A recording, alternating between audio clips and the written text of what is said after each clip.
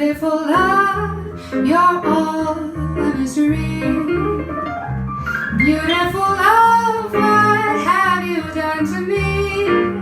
I was contented till you came along, thrilling my soul with your song. Beautiful love, I roamed to paradise, searching for love, my dreams to realize, reaching for heaven, depending on you. Beautiful love, will my dreams come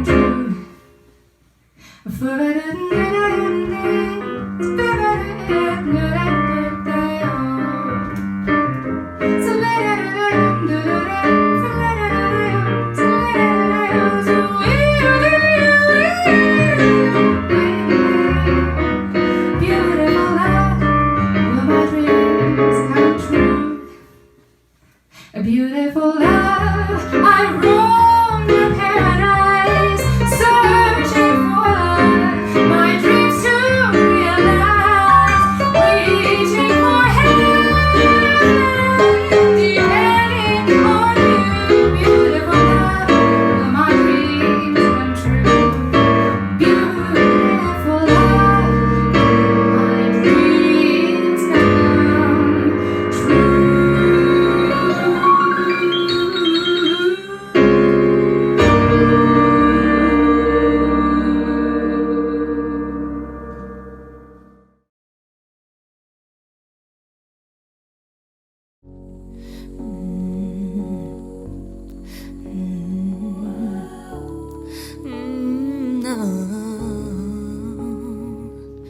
In my time I've traveled some roads, a rolling stone, nowhere feels like home. And I've seen people come and they go, and life is just a story of some highs and some lows.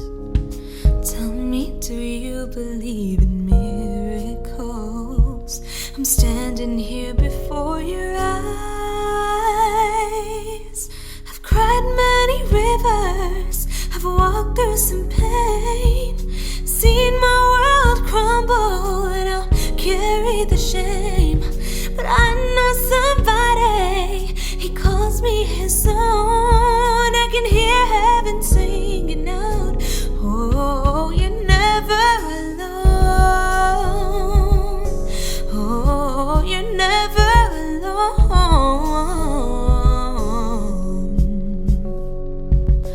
Everybody wants to be king, and we put all our hope inside material things.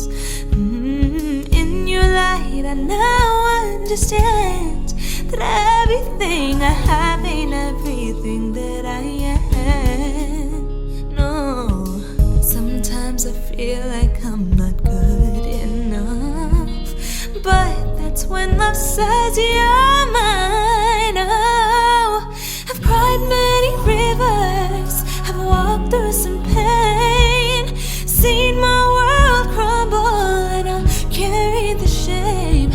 But I know somebody, he calls me his own. I can hear heaven singing out, oh, you're never alone. No, no. I may have took some time, but now I realize my imperfections were a part of your plan. And if all things work together in the end, the broken will be beautiful. Oh, I've cried many rivers, I've walked through some pain, seen my world crumble, and I'll carry the shame. I know somebody, he calls me his own. Can you hear heaven singing out? Oh,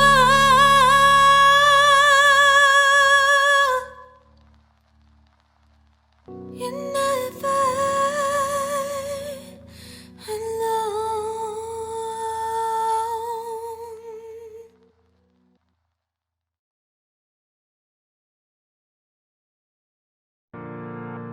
I'm so alone, so oppressed.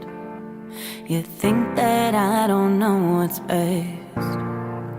And when I try to do something myself, you demand that I give it a rest.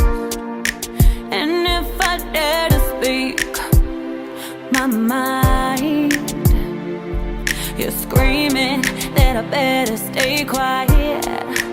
And when I get the courage to break free, you tell me that I'll never be worthy.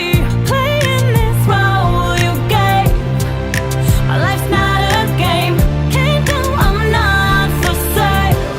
I know you think you paid. I am a woman, and I wanna be free. I am a woman, now make choices for me. I am a woman, and I'm gonna be free. I am a woman, it's time for you to trust me. Oh, oh, oh, oh, oh, oh, oh, oh, oh, and I wanna be free. Time's on my side, there's no doubt. Forgetting those who told me to hide. I need you to take a good look in my eyes. I'm resilient even though I cry. Playing this role you gave, my life's not a game. Can't do, I'm not for sale. I know you think you paid. I am a woman, and I wanna be free. I am a woman, now make choices for me.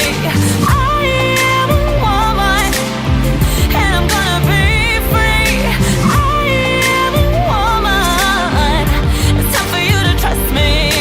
Oh, oh, oh, oh, oh, oh, oh, oh, oh, and I'm gonna be free.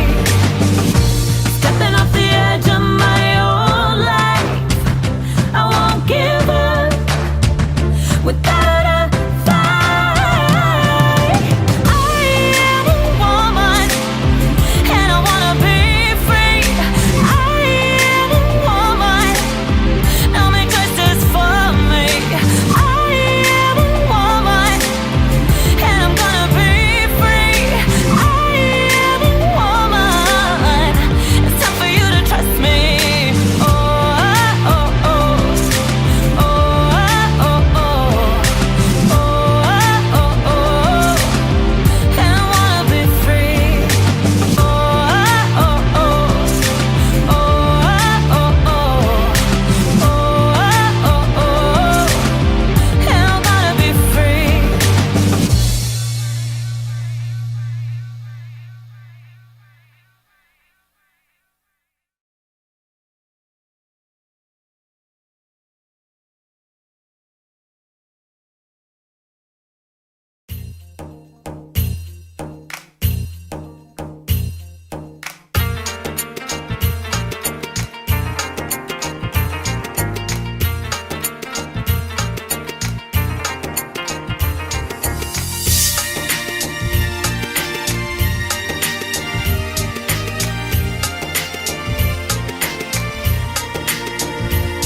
हर दिन सोचे हम शुक्रिया कैसे करें, हर पल सोचे हम शुक्रिया कैसे कहें।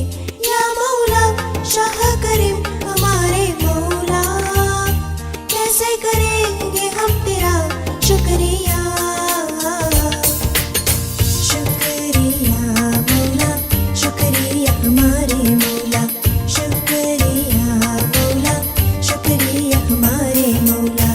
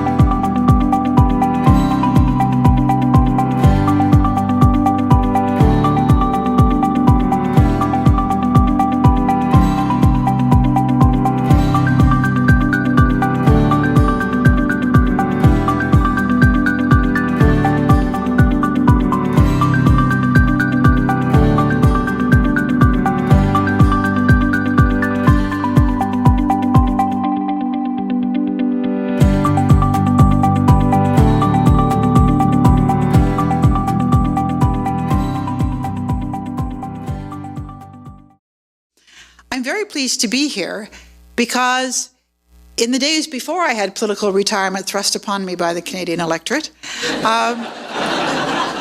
I enjoyed the support of many members of the Ismaili community. And one of the things that always struck me was not only its dynamism, but the sophistication of the community. Two things struck me. One was the extraordinary accomplishments of the women of the community. And it was very clear to me that this was a community where women were expected and encouraged to achieve and develop themselves. I was also very struck by the quality of the work that you do around the world through the Aga Khan Foundation. And I remember a number of years ago, there was an excellent display of this in Vancouver. We were trying to figure out where it was because it wasn't here, it was somewhere else in the city. One of the people that I became very good friends with was Nurjahan Mawani, who's done a number of amazing things. And I last saw her in Bishkek, Kyrgyzstan, where she was running the Aga Khan Foundation programs. And we had a wonderful time there. She is now in Kabul, and I worry about her because I don't think that's the easiest place to be. But I think her activities really represent the kind of vision and reach that the Ismaili community has through the Aga Khan Foundation in taking the benefits of all that you have accomplished and your own sophistication, your own enlightenment to many other countries of the world to help communities develop and achieve their goals socially, economically, and politically. So it's an honor and delight for me to be here and speak to you today. I was asked when I spoke to the organizers to address the question of the role of women leaders. And in particular, they talked about the role of women in working with men to create a more ethical society. I want to address these issues, and I'm going to take a somewhat circuitous route that has something to do with my own development and understanding on the issues. Again, when I had my political retirement thrust upon me, as I've said, I had come out of a very interesting number of years where I had been the first woman to do many things, the first woman Minister of Justice, the first woman Defense Minister. And it's interesting, I remember my first NATO meeting, which happened to be a meeting with the North Atlantic Cooperation Council. This was back in 1993, when the North Atlantic Cooperation Council brought together the ministers of defense of the former Warsaw Pact countries in NATO. And I had been a Soviet specialist, and there was I sitting there in Brussels with the Russian minister, Pavel Grachov, across from me, and the Czech minister, and thinking, should they be here in NATO headquarters? I mean, is this all right? But it was a sign of the change, although recent history in Russia may suggest that my reservations were well-based. But I had experienced a lot of things that had perplexed me. And so after I had written a memoir, and I had gone off and I'd served for 4 years as Consul General in Los Angeles, I was invited to become one of the inaugural group of fellows at the new Center for Public Leadership at the John F. Kennedy School of Government. And while I was there, the dean said to me, well, when are you going to come and teach for us? So the next fall, I began as a professor of practice, they called me, at the Kennedy School. And I taught 2 courses. One was a course on democratic transition and consolidation, and the other was a course called Gender and Power. And in the course on gender and power, I was able to make use of a growing body of literature that began to appear in the 1990s that helped me to understand many of the things that I had experienced as a woman, being the first woman in the positions that I had held. And I came to understand it's not just gender, but when you are the first of your kind of person to hold a job that's traditionally been held by other kinds of people, there is a reaction that people have that isn't an intellectual reaction, it's a visceral reaction. I came to understand that we all have implicit attitudes that come from the lessons that we learn from the landscape from which we learn how the world works. A writer, Virginia Valian, wrote a book called Why So Slow? The Advancement of Women, and she calls these hypotheses that we create schemas, gender schemas. And from the time we're born, we are observing, we are learning, quite independent of what our parents or our school teachers or any of the other influences in our society try to teach us. We are learning the lessons of how our world works. And so as we get older, even though intellectually our values may change, there are still certain reactions that we have when we see something that doesn't correspond to the world as we think we know it. And so, for example, if you are the first woman prime minister, you will encounter that, particularly among the Ottawa Press Gallery. One of whose members once said to me with a visibly curled lip, you know, I've known every prime minister since Lester Pearson. And the implication was, and you don't look or sound like any of them, which was quite true. But what is interesting, that there was a psychologist at Harvard called Dr. Banerjee who created something called the implicit attitudes test. And implicit attitudes are these deeply rooted attitudes that we don't necessarily articulate. And I, of course, pride myself on being, very progressive on women's issues and the ultimate feminist. And I took her test. You sit in front of your laptop and you press keys as images flash. And there were two kinds of areas of attitudes that the test was looking at. I looked at the one dealt with gender. There was another one that dealt with age. And I was horrified to discover, after I had taken this test, that I associated men with science much more than women. And I thought, oh, this is terrible, because I, strongly support women in science. But all this did was point out that in my life, most of the scientists I had seen were men. So my implicit attitude was to think of scientist equals man. And I think it's very important for us to understand that when we have these implicit attitudes, we don't have them because we're bad, because we're mean, because we don't want to give people a chance. We have them because we're human. And very often, our intellectual attitudes, our social development has moved beyond those attitudes, but they still come and get in the way. And I'll give you an example. During the leadership campaign in 1993, a columnist called Lisanne Gagnon wrote about how she thought I was being treated very unfairly by the press relative to Jean Charest, that there was a lot of sexism. But interestingly enough, during the general election campaign, she wrote a column one time where she complained that I was always wearing the same earrings. Now, these were not sparkly, chandelier-type earrings, which would have been inappropriate to the prime ministerial earlobe. They were mild-mannered, inoffensive pearl earrings. But what I came to, and I couldn't figure it out. I thought, here's somebody, who had been so adamant about the sexism during the leadership campaign, and now she's writing this. What is this all about? Years later, when I began to read this literature, I came to understand that it wasn't about the earrings. There was something about me that made her uncomfortable. And maybe, and even women can be uncomfortable with women doing non-traditional things. Just because we're women doesn't mean we necessarily are on the barricades. We're products of a culture where leadership is often gendered masculine. And I'm not sure whether it was that I was a woman or maybe that I wasn't a Quebecer. That could have been it too. I don't know. It certainly wasn't the earrings. That was it. So in my life, I've come to understand, in the opportunity that I've had to do a lot of reading in social and cognitive psychology, come to understand that there are many ways in which we think, many ways in which we act, where we think we know why we're doing it, but we don't really know. And so one of the challenges that women have faced is to overcome the resistance that people have because they have preconceptions about what they're about. And there's a famous study, and if those of you who've heard about it, just roll your eyes while I tell you again. But one of the studies that I used in my course was one done by an economist at Harvard called Claudia Golden. And she was studying the way symphony orchestras audition to hire new musicians. And the great thing about reading the actual paper is that before she gets into her data, she talks about the interviews she has done with these symphony conductors. And they all say, oh, no, there's no gender bias in our selection. No, we're just interested in the quality of the playing. But a number of them say words to the effect of, but of course, you realize women do have small technique. So what she discovered is that when the orchestras audition behind a screen and with a carpet so that the adjudicators have no idea who's playing, they can't hear footsteps, they can't see who's playing, they hire anywhere from 35 to 55% more women. Because if you think you're going to hear small technique, you will hear small technique. And so we have to understand that as we are aiming to do things that traditionally people like us, whether it's women or people of color or disabled people, or there's all kinds of categories of people who encounter these kind of exclusionary predispositions, we have to understand that the deep attitudes, the resistance can be very visceral, and we have to work hard to overcome them.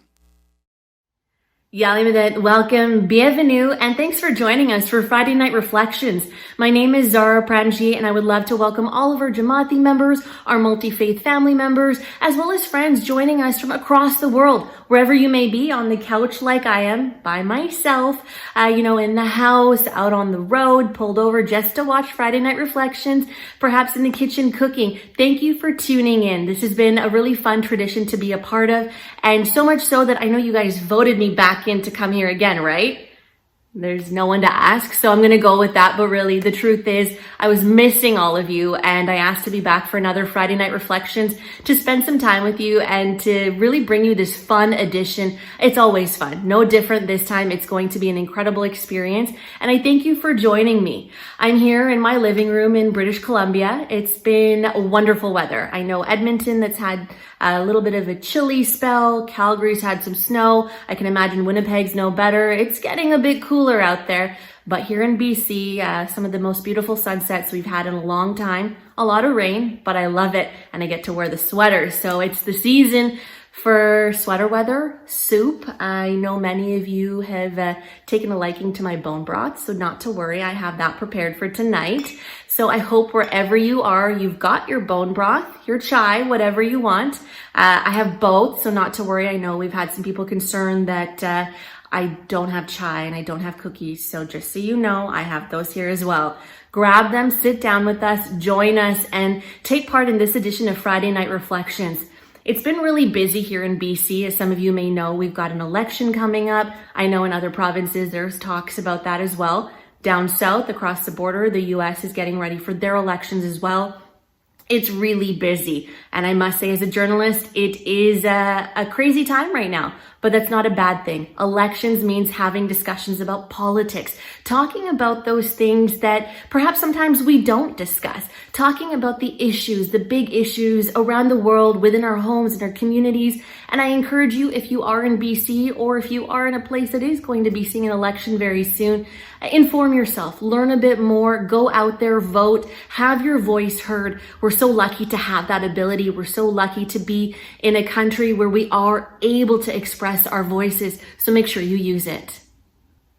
Now, on the topic of the democratic process and getting involved, I'm really excited to introduce you to Nurjahan Mawani and Senator Mubina Jaffer, two women who are in my beautiful city in Vancouver, our city, I should say, and they are inspiring. They are good friends. I'm very lucky to also call them mentors and people that have really inspired me throughout my time in my industry, as well as wanting to learn more about women in leadership, women in politics, and powerful women making a difference, not only in BC and Canada, but across the world. These women have extensive resumes. I'll give you a little sneak peek into both of them.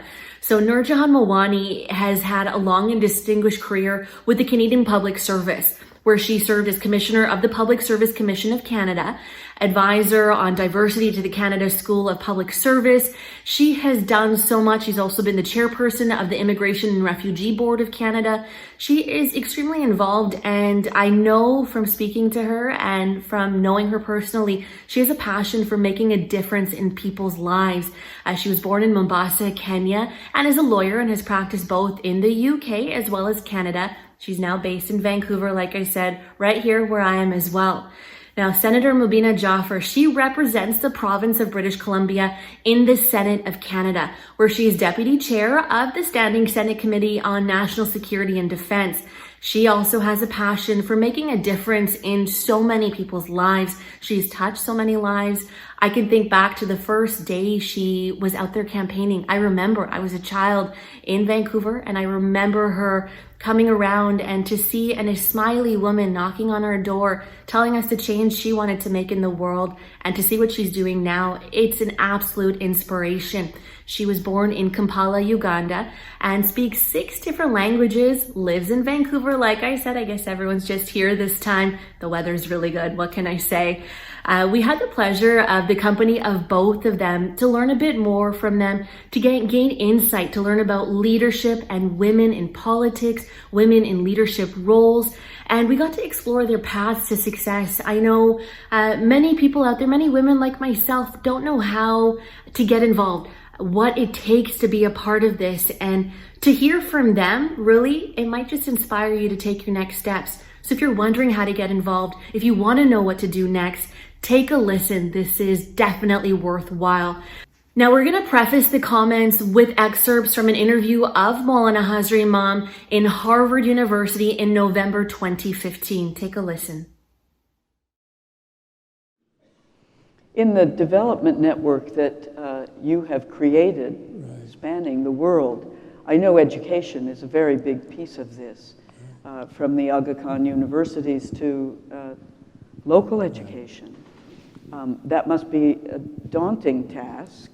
A few years ago, your daughter, Princess Zahra, was here and spoke at the Harvard School of Education about her role in this with a great attention to women's education. Yes. I'm not sure if that's a particular emphasis that you bring, but it certainly is one that is profoundly important. Yes. My grandfather, in fact, pushed very hard to have women's education as part of our overall educational process. So that's part of the way we think, the way we live today. And now you were talking about universities, etc. And it's clearly a critical issue that in the developing world, the universities should upgrade their performance, and that their degrees should be recognized, that their research should be of global importance. And I was taught when I came to Harvard that plagiarism was a bad thing. Well, I'm here to plagiarize. And I don't hide it from Harvard. When you talk about the cosmopolitan ethic that emerges from this recognition of difference, right, and yet a foundation in human oneness, right, the elements of that are what exactly? What would you say are the elements of a cosmopolitan ethic? Well, I think first of all, you need to accept the premise that human society is pluralist, and it has been pluralist for as long as we know about the human race, if I'm not wrong. So there is a basic premise that has to be accepted. Now, that issue of accepting pluralism also means that you need to attach equity to that notion. If there is no equity in pluralist societies, then you don't have functioning pluralist societies, you don't have institutions that function properly, etc. And I have admired a number of governments in developing countries, for example, where without saying it, they have fought very hard to create equal opportunity for various communities in various parts of the country, whereas that was not the case in colonial societies. So equity would be one element of that. Equity would certainly be one element. That ethic. And a respect for justice, is that another piece of it, or how do... Respect for justice, and I would say equal opportunity for the intelligentsia. I have seen situations where there has been an attempt to marginalize the intelligentsia of a given community. And that, of course, is an extremely unwelcome feature of a society. One of the things I recall from having been involved with interfaith leaders, not that I'm one myself, but I'm an observer of these events, was the effort over a number of years ago to create a global ethic out of the distinctive ethical norms of different religious traditions and even of secular traditions. And there were certain things that everyone could agree on. Yes. And I think equality and justice and opportunity, dignity, etc., were very, very much agreeable. When it came to what equity meant, I hesitate to say that the biggest issue in equity among these dignified religious leaders was the issue of women and men, and whether gender equity whether that really meant gender equity. Right. And it seems to me, that is an issue to a great extent, and yet my own impression of the Ismaili community is that leadership in Jamaat Khanas and other elements of the development network and leadership in these positions is shared by women and men. Am I right about that? Or? Absolutely, and in fact, I spend considerable time trying to make sure that where there is leadership amongst women, the community can benefit from that. Leadership qualities is not gender-driven. Mm-hmm. So actually, if you don't respect the fact that both genders have competences, outstanding capabilities, you are damaging your community by not appointing those people. So, as we think about, I'm thinking now about the kind of responsibility that you have, both for the spiritual Right. as well as the material well-being, Right. the welfare of the Ismaili community. Right. But as you put it, it's not just the welfare of the Ismaili community, but those with whom they share their societies as well. Absolutely. So in those, are there societies in which you find it almost impossible to have the leadership of women in your own community rise? No, not really. I think people tolerate our decisions. Mm-hmm. I'm not sure they're always welcome. Mm-hmm. That seems to have struck a chord here. I think the women in the audience know what I mean.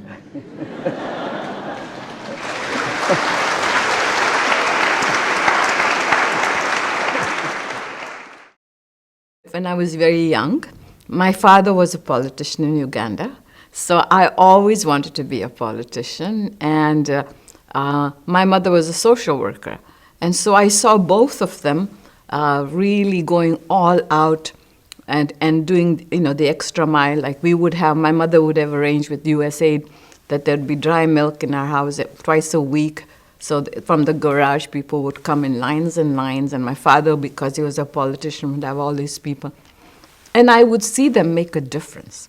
And so I always wanted to be a politician. Well, I think the inspiration for me to get involved in public life really started possibly when I was growing up in Africa and at the Aga Khan School. But it really came into sharp focus when I was in the UK. And that was when I was appointed the legal member on the council for the UK. I was 26 years old, expecting my first child. And at that time, we were just beginning to deal with the aftermath of the Uganda exodus. We had a lot of Jamaat who were stateless. They were in the UK, they were in different parts of Europe, but stateless. And our role as the council and as the legal member, my role, was to work towards regularizing their status. So I initiated and we formed a legal advice center, brought in other lawyers as volunteers from the Jamaat, and set this up. And I think what I realized then was that we needed to engage. We needed to talk to, reach out to parliamentarians, to politicians, to ministers, to immigration officials, to find a way of finding a path forward to be able to regularize this status. And I think that was, for me, the most important inspiration to say, no, I think public service is the way to go. So the factors that contributed to my success, there are many. First, I wanted to be a politician, as I said, but that was when we came here as refugees 50 years ago. That was not in the cards, I didn't think. So I absolutely had this thirst to become a lawyer, a successful lawyer. And so I worked really hard, and I still am a lawyer, and I still practice as a lawyer. So I worked really hard to make sure that I would be a lawyer. And I was a lawyer working on issues of violence against women, with refugee women, and in the criminal field, and also, of course, other fields, but I enjoyed every bit of it. So I think my success was because I'm passionate about what I do. there are a number of factors. I would say that fundamentally, you need to get extremely competent at what you do. There is really no shortcut to that. I think once you do and you demonstrate that you can add value and that you are ahead of the curve, you're already thinking ahead, you are creative in terms of finding solutions, you find that people generally, even those who may have had questions about you because you were a visible minority, you were a woman, or began to realize that no, all those things were extraneous, that you were there and because you were actually competent and that you could add value. And then I would say that building alliances, building networks, and then alliances, because it's beyond networks, and then with like-minded people. I think for me also building trust was critical throughout my career, building trust with the people you work with the organization, but with stakeholders, so that it goes beyond that, because you're always building coalitions, especially in public service. I would say also grounding in faith, the values and ethics. Today there are so many competent people in the world, I mean, everywhere. So what is it that stands you apart? What is it that you bring? And people talk about it as soft skills, but I think those are now even more important because there is so much technical competence, professional competence. So what is it that makes you stand apart? And I would say that is your grounding, your walking your talk, that people know that you can be relied upon, that you are dependable, that what you say, you will follow through. So as a Muslim woman, there have been challenges, but I am lucky. I am lucky because I'm an Ismaili Muslim woman. And then as an Ismaili woman, there's always been this support from our imam to excel. But my biggest challenge was when I became a senator. Imagine being the first Muslim senator and being sworn in a week after 9/11. So that was a big challenge for me. And immediately I was thrown into the terrorism legislation and went into meetings. And I would hear these things in the Senate, in the committee rooms about Muslims being terrorists, and I would really take offense at that, and I would challenge my colleagues. And you have to remember that I was a new senator. Many of them didn't even know me, and I had the audacity, and I was a woman, I had the audacity to ask. But at that time, I was very lucky. I had Mr. Chrétien, Prime Minister Chrétien, who was my greatest supporter. So I would go to him and say, look what they're doing. And I know that he called people and said, back off. You cannot call all Muslims terrorists. And then he started also talking in that way. But the other challenge I had is that the legislation was doing racial profiling. And I know because it was happening to my husband, it was happening to my son, so I knew racial profiling was existing. And I had to challenge the police commissioner then. And that, he absolutely was saying there was no racial profiling happening in Canada, and I would challenge him at every time. I was like a dog with a bone. I wouldn't give up. To this day, I will not give up in injustices like that. And as a new senator, he thought he could intimidate me, but I cannot be intimidated. I don't fear anybody. So my dad brought me up like that. But as a Muslim woman, it was very hard because there was this concept that Muslim women are submissive, are quiet. And often my colleagues would say, that was not my picture of you being a Muslim woman. And I would say to them, I'm a Canadian senator, and treat me like that. My faith is different. Just as I don't challenge your faith, you don't challenge mine. So I think the first time I really confronted a very major challenge when I was appointed the chair of the Immigration and Refugee Board. Here I was, a woman, a visible minority, a Muslim at a time when, immigration and refugee issues are always controversial. Today, we know they're still controversial. And at the time, they were controversial in 1992.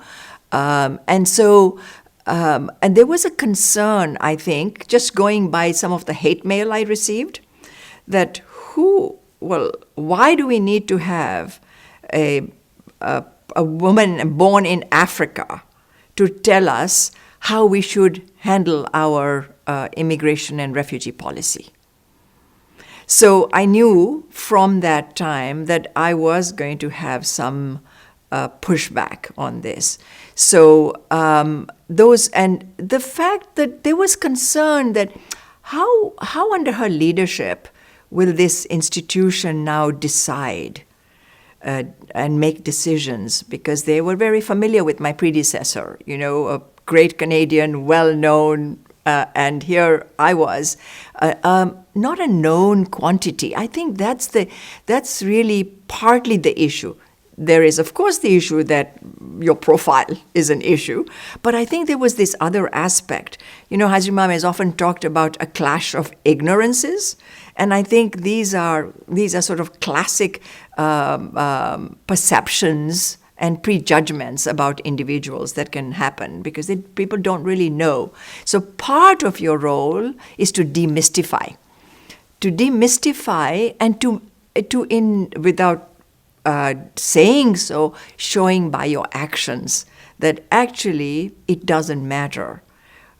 You are going to be guided by the law, and you're going to make decisions in a fair and just way. That was very important. Number two, though, equally, the fact that, I looked upon the fact that I had been appointed to this by the Prime Minister, by the government, meant that they were open and looking to have a perspective as a woman, as a visible minority, and perhaps as not necessarily as a Muslim, but the fact that we had a strong sort of faith community and faith background, that those were perspectives that actually could make for better policies and better decision making. Having those voices at the table. So I think that was I took that to help me to think, no, there was a reason for this, and I've got to move. I was also very aware that Hazimam had given very particular guidance about the importance of public service. So that was another factor that here I was, and yeah, it was true that I, in a way, felt that I had to succeed, because if I somehow didn't, that would be a statement on women, on visible minorities, and on Muslims, remembering that it was the first senior appointment, I think, of a Muslim in Canada in the public service, as at the level of deputy minister. There is no doubt that pluralism and the sense of justice and equality are being challenged at the moment. And a lot of that I contribute to what's happening in the South. And, there's a big country next to us, and obviously that's the television we watch. And so it is absolutely going to come here. Thing happened in the U.S. with George Floyd. And so ever since then, I have been at the Prime Minister to recognize systemic racism. And when the commissioner did not recognize that there was systemic racism in the RCMP, the Prime Minister heard from me many times. We are not there. So there's a lot of work to be done.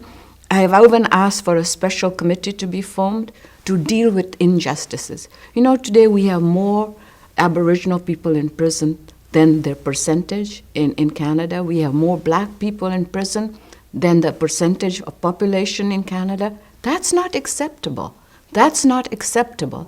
And I believe it's my role to point out at every point, every opportunity I have that I won't accept it. So, since COVID has happened, every Thursday I convene a call with about between 40 to 60 women around the world. I'm the chair of what's an organization that's called ICANN. And we hear from women all around the world. Because in 2002, I was Canada's envoy to Sudan. And I went into all kinds of rebel areas to negotiate peace. And so since then, I have made this connection with women from all over the world to look at issues of violence. There are issues of violence against women here. They're unacceptable. And there are issues of violence around the world. And I believe that if there's violence anywhere against women, we have to talk about it. You know, yesterday was Day of the Girl. And I had many Zoom calls around the world. And it really was important to get across to the world that all girls are not treated equally, right? There is female genital mutilation. There's more child marriage than ever has been for a long time. And so we have to speak not just of what's happening in Canada, but we have to be the voice for women around the world. I feel really privileged that we came to Canada. It was not an accident that Ismailis came to Canada. I know, we all know that we came to Canada because our Imam brought us here. He brought us here for a reason. He gave us the most privilege that anybody else in the world has. With that privilege comes responsibility. And I believe each of us has a responsibility to speak for our brothers and sisters around the world. Now, when 9/11 happened, I can tell you that the public service was in some confusion as to how to deal with all with the Muslims in the public service, what they were feeling, but more, I would say, almost more concerned at the time of what the reaction was going to be. And there was reaction all around us, as you know. You know, there was hostility, there was suspicion, there was fear of neighbors, people were even, I remember a young boy in Ottawa who was actually killed, and he was a Sikh. And people were so ignorant, not that you kill anybody, but people were so ignorant that they didn't even know the difference. But it was just the other, I would say, the whole concept, right? So we had in the Privy Council office, the clerk of the Privy Council, and I'll always remember this. He called me and he said, Nurjahan, you are the senior most public servant, Muslim, in the government. So would you come and talk to the deputy minister's breakfast and explain and share your perspectives on what has happened and how we should react to this? So I have to tell you that I was quite nervous. I mean, these were not, we now reflect and we forget that how those were difficult, very challenging times. So the first thing that I did when I met with the deputy minister community was to repudiate the act of 9/11, the terrorist act, and to repudiate it and to say that this was completely antithetical to Islam. This was a crime, and that no one condones this. And that Islam does not. To the contrary, I reminded them that in Islam, you are reminded that if you save one life, it is as if you have saved humanity. So my purpose was to make them feel at ease that, we had the same values. It wasn't that because I was a Muslim that for some reason I was going to approve of this act. Now, why? Because that had happened. There were some Muslim faith leaders at the time who had made some sort of justification that it was because of this. I mean, there may be some underlying concerns, but this was a terrorist act. And so it was very important the moment I did that, the conversation took a completely different turn. And I was able to go and explain. I was able to use so much of the guidance from the Imam that Imam has given us, and the clash of ignorances, and to talk about, and then when I finished, several deputy ministers came over to talk to me and said, Noor Jahan, would you be prepared to come and talk to our senior management teams? I mean, that was a breakthrough. It gave a certain sense of confidence to the Muslims in the public service. But not only Muslims. I got messages from other visible minorities to say, because it was in a way, you became a sort of champion. But you became a champion for equity, for equality, for tolerance, for understanding, and above all, about Canadian values, that this is what Canada is about. And so I think that was a maybe completely unexpected outcome, of my being in the public service at the time. Nobody expected 9/11, but I was there. Now, if I hadn't been there, that opportunity would not have been possible. So that's why I'm encouraging everyone, all our Jamaat, to take a career in the public service as being very important because of the influential role that you can play. I can give you other examples, but this one, I think, has always stayed with me. So the greatest area of success for the Canadian Jamaat has been, what Hazrat Imam's done for us. I always say that Hazrat Imam comes here, he opens the doors for us, and then we go in and we finish what he started, right? So we are very lucky that we have an Imam that constantly looks out on how he can open doors for us, right? Like when the parks are formed, it is he who does it. When this amazing place was built, I was in council at that time when this Jamaat Khana was built. And I can't begin to tell you the detail and the time he spent in each and every aspect of this building.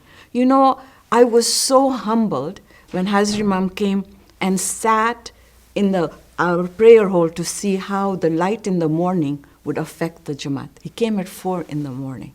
So we are lucky. We are lucky because he comes to open the doors for us. And so we have had, in the last 50 years, better integration with the community outside, because when he comes, people come to know about him, and that's what's opening the doors. The Jamaat's settlement in the country and the Jamaat has been amazing, really. 50 years seems like a long time, but actually it isn't, because when you really think of the profile and the demographics of the Jamaat that came, it was a lot of them, the Jamaat came as refugees, and in circumstances where there was a very big transition that needed to be made. It was the thirst for education, wanting to excel, to be really good at what you do, but that came from where? Guidance from the Imam.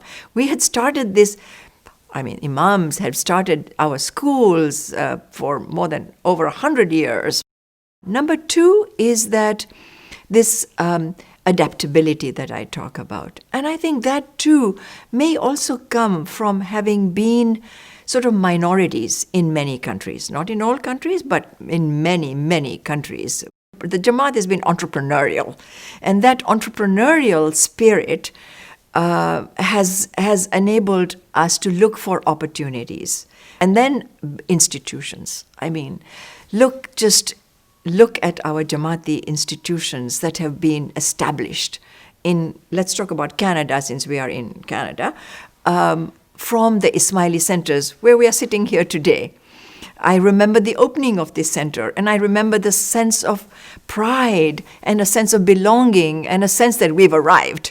Now we are here. Hazrat Imam's message about make Canada your permanent home. Very important, resonating that this is our country and we are here, and we are here to stay. We are here to contribute. And institutions helped us in that hugely. Our Jamaati institutions and our Imamat institutions look at the Aga Khan Foundation Canada is a household name. If we look at the Aga Khan Museum, we look at the Global Center for Pluralism, we look at the delegation of the Ismaili Imamat, and we look at, and the Jamaat Khanas to me have been very central in terms of our identity. In terms of, you can be Canadian, but you can have multiple identities. There is absolutely no incongruity between that. We now must no longer see ourselves as a Jamaat that has just, settled very well. We are beyond that now. Where we are Canadian, contributing Canadians, and we have to see ourselves as mainstream, again, maintaining our identity, our faith and identity. This is the genius of Canada, that we can be Canadian and have multiple identities. So I think we've done very well on the outside. We could do more. I, of course, as a politician, want more of our young people to become politicians. But many are coming, and I'm very proud of that they are looking at that profession. But if I was going to challenge the Jamaat, I would say we've done well in integrating outside. I am very concerned about how we are integrating amongst us. Now we are a very diverse Jamaat, and I worry about that how are we integrating amongst ourselves? We have Jamaati members from Afghanistan, we have Jamaati members from India, Pakistan, East Africa, from French-speaking countries. How are we integrating amongst ourselves? And I think that is a challenge we all have to talk about, is how are we integrating within ourselves? Because, if I know that, and I won't give name of place, but if we go to a certain city, they say, oh, that's an Afghani Jamaat, and that's an East African Jamaat Khana. That's not acceptable. That's not our Imam's vision. So I think there's work to be done on that. The message is that it's very important for all voices to be heard and to be at the table. So to youth, we need youth voices to make better public policy. We need women's voices to make better public policy. We need the voices of different communities, and here we are talking about the Jamaat. So we're talking about Central Asian Jamaats. We are talking of the diversity, the South Asian Jamaat, the Jamaat that has come from Africa, the Jamaat that is coming from different places Iran, Syria, Jamaat is coming here. Those voices, and I was really encouraged all the youth from all the diversity within the Jamaat to get engaged. We are a very comfortable Jamaat. And not for a minute am I forgetting my brothers and sisters who are really struggling at the moment. I know that because I work with them daily. And I'm not telling any of my brothers and sisters who are having real challenges, especially during this COVID period, that I'm blind to that. But generally what exists around the world, we are a very comfortable Jamaat. We have a lot of luxury. But I believe a time has come that we should be opening those doors in the next 50 years. So Imam's work can be focused everywhere else. And I think the other place I'd like to see our Jamaat is that we should lead even more in international work. Hazrat Imam has started that, and with our programs, we do go overseas. But I think this has to come from us. I would submit that we are a strategic asset for this country. And for this country, which is our country. So as Canadians. So when John Stackhouse in his book Planet Canada and in his op-ed piece talks about diaspora diplomacy, I immediately thought of the Ismaili community. Because we are such an incredible example of the world right here in Canada. And if I think of TKN, I mean, contributing globally, not only in institutions. Look at what we are doing in institutions already. Leadership of institutions by Canadians, Canadian Jamaat as well. But I'd like to also see that we do more of that, much more of that, in every field. My father was in politics because he wanted to change lives of people around. He wanted to change lives of Ugandans.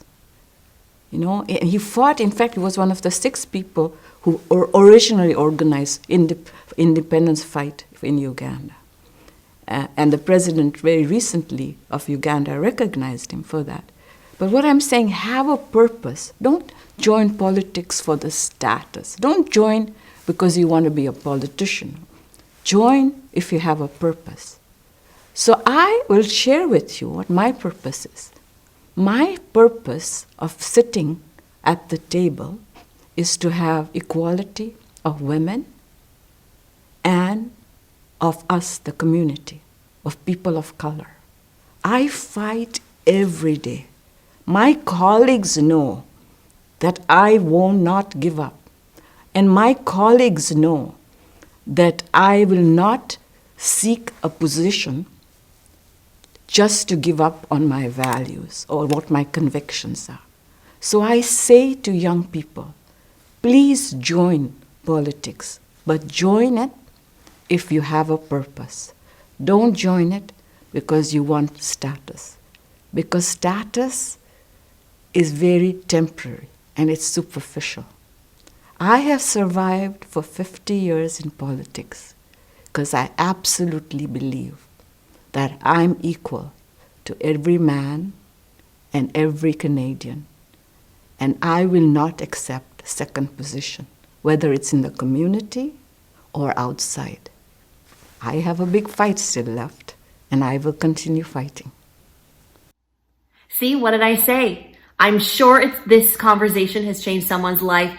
It was so good, I forgot to have the bone broth and the tea. So I really hope you enjoyed it as much as I did. This was a little bit of a sneak peek into some of the changes we ourselves can make in this world. I hope their conversation, their tidbits, their paths to success, their stories were able to inspire you to know that you too can follow down that path. You too can be a female in leadership. You too can make a difference. Now, before I let you go, one last piece to go to. Music. Music is here to inspire us. Music lifts us during times like COVID-19 when a lot of stuff just doesn't make sense. We are here to showcase some of the talented work within our community, some talented artists as well. I really look forward to that each week, and I hope you'll stick around to take a listen. And as always, stay safe, enjoy, and we'll see you next Friday. Heaven calls me with its rain and thunder. 100,000 cries. Yet I cannot hear. All I hear is the call of my beloved.